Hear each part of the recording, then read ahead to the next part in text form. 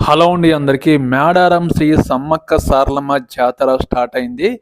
ఈ జాతరలో అభివృద్ధి పనులు ఇంకా జరుగుతూనే ఉన్నాయి. అలాగే ఆదివాసీ కల్చర్ ఉట్టిపడేలాగా కొంతవరకైతే డెవలప్‌మెంట్ చేశారు. కానీ నేనొకటి అడగాలనుకుంటున్నాను.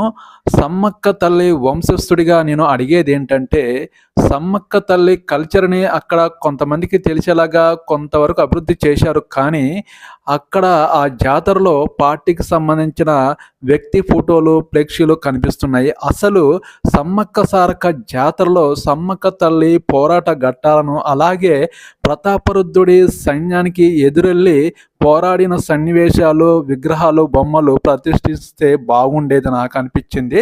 ఆదివాసీ కల్చర్‌ని కొంతవరకు అందరికీ తెలిసేలాగా బొమ్మలు మాత్రం పెట్టడం జరిగింది గానీ, అమ్మవారు పోరాట ఘట్టాలు, ప్రతాపరుద్రుడి సైన్యం మీద ఎదురెళ్ళి పోరాడిన సన్నివేశాలు నలుగురికి తెలిసేలాగా ప్రతిష్ఠిస్తే బాగుండేది.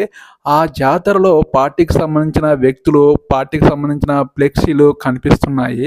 అది మంచిది కాదు. ఎందుకంటే సమ్మక్క తల్లి వంశస్థుడిగా నేను తెలియజేసేది ఏందంటే, నలుగురికి ఒక శక్తి స్వరూపిగా అవతరించిన సమ్మక్క తల్లి, అందరి కోరికలు తీర్చే సమ్మక్క తల్లి ఆదివాసీ కల్చర్‌ని నలుగురికి తెలిసేలాగా, అలాగే అమ్మవారి ఈ పోరాట ఘట్టాలను నలుగురికి తెలిసేలాగా తెలియజేయాలని నేను కోరుకుంటున్నాను. మీరేమంటారు సమ్మక్క తల్లి భక్తులారా? ఈ వీడియో మీద ఒక కామెంట్ చేయండి. ఈ వీడియోకి ఒక లైక్ చేయండి. నా ఛానల్‌ని ఎవరైనా సబ్స్క్రైబ్ చేసుకునే వాళ్ళు ఉంటే please support my channel, subscribe చేయండి. ఓకేనండి. జై సమ్మక్క తల్లి, జై సారలమ్మ తల్లి.